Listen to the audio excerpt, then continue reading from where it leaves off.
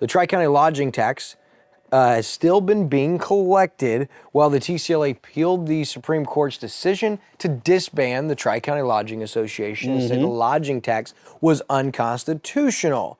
Well, that's no more. Camden County Presiding Commissioner Ike Skelton said that the Tri-County Lodging District no longer exists, as it's unconstitutional and all lodging or all taxing should stop immediately.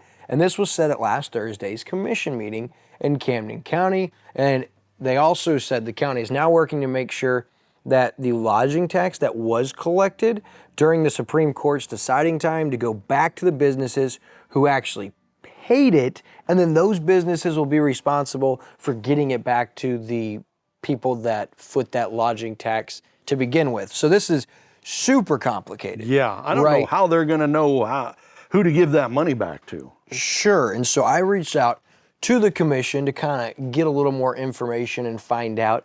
And it appears that there's a lot of questions unanswered on their end because it's unclear at this point how long since it's deemed unconstitutional. Well, it's been around for a while. So are you talking about since its inception? Are you talking about just while the Supreme Court was deciding the appeal? And so then after that's figured and given back to the lodging partners or to the lodging establishments, how would they be able to go back and return that 8% or whatever, 3% back to the people who paid it? And so a lot of questions to be answered, but it is clear that there is no more lodging tax. It is ceased, and there will be no more collecting of the lodging tax in Camden County, in the Tri-County area.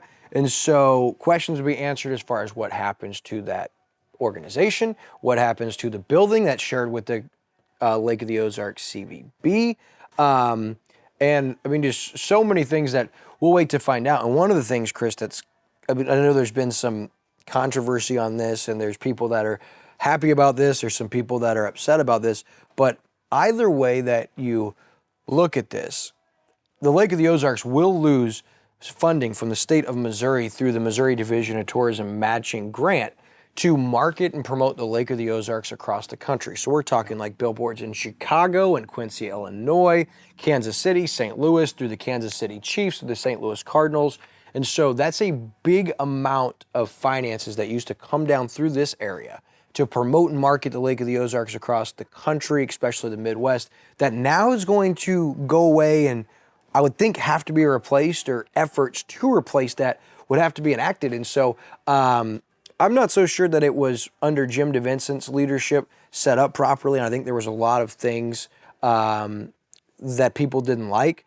But man, that is a lot of money that used to promote the Lake of the Ozarks, whether we agree with what the spends were. It's just a lot of money that's not going to be marketing this area across the country. So I think the challenge is going to be for local leaders is to figure out, okay, so that's going away and the TCLA is going away.